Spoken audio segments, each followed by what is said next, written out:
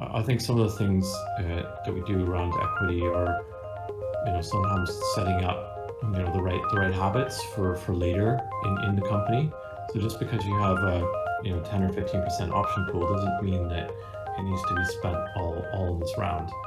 You really do have to balance out what you're going to pay for and what you're going to give away as equity. And a lot of the times, I would just do structure it as potential earnouts so that you can get salaries at reduced rates while being able to pay with equities in growth opportunities.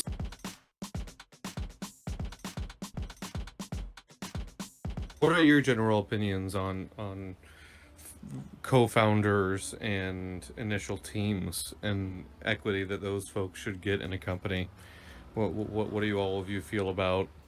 Obviously, every company is a little different, so we're speaking about some big generalizations. But it sounds like you do think a founder should have the lion's share. But would love to hear your thoughts on kind of what does a co-founder get? How soon is too soon to have the team get equity? What are your recommendations around equity? Let's have a little conversation about early stage equity. Yeah, it's a tricky thing to talk about. I think I think there is too many founders. You can have too many to start with, and then for us, it's about building really big outcomes and ensuring that the founders are incentivized through that entire process, as Jeffrey mentioned. So again, so what's saying about thinking about that cap table and how it's going to evolve over such a long time, multiple rounds.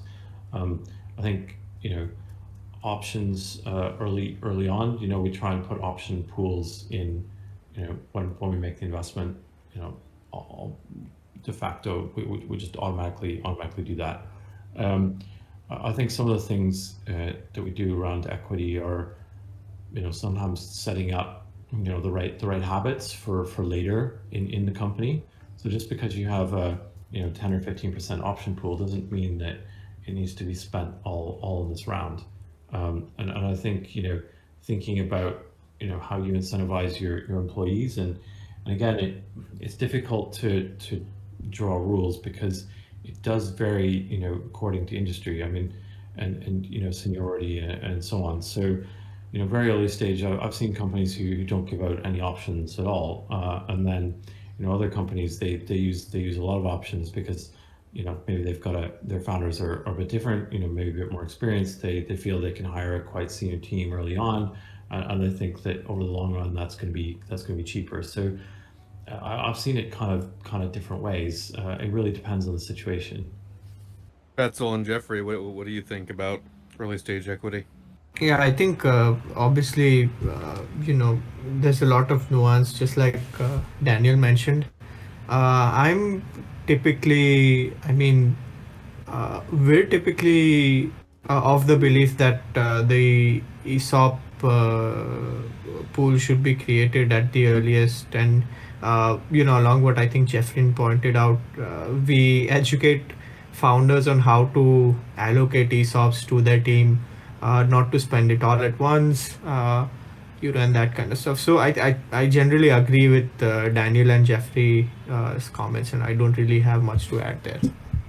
It becomes a sensitive subject for sure at the beginning because you're being assessed on the team that you have, and a lot of the time it could just be yourself and a co-founder or just yourself building the company. So you don't probably not all the time, or a good percentage don't always have a lot of disposable dollars to be spending on everything, so they'll tend to give up shares for development or sales and those types of things.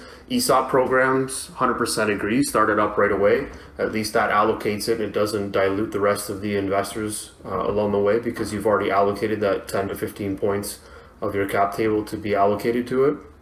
I think you've got earnout options that can go from 1 to 3 years. Again, these are just ways to ensure that the people continue to work hard for you and with you. And you made a point about co-founders and things of that nature. I think co-founders are awesome. There are specific funds and angels that will only invest in co-founded companies because they know that you've got a good distribution of knowledge and strength to grow faster. Instead of at one person, you've got two, so it opens up that drive into the market space. I think, and I don't know the statistics if there is any, where you have 4 or 5 co-founders in a company, if the success rate increases or decreases. I think there's probably a set number that after a certain amount of co-founders, people do eventually drop off. Seen that quite a few times. So I do think that there's got to be some realism baked in at the beginning on how you're going to support the company, how it's going to get to a point where it could be scalable. And all of those things require equity in the short and long term. So I think it's just working with other angels and VCs that have that experience and having them kind of share the best way forward. I've done this many times where we've had to restructure companies early on, where they gave away too much of their equity at the beginning to help build their company, but the company hadn't even got to a launch point. They weren't even in market, and they had already given out a significant amount, which just means that in the future, they could be sitting at a Series A with 20% ownership of the company, and they won't get touched by a VC.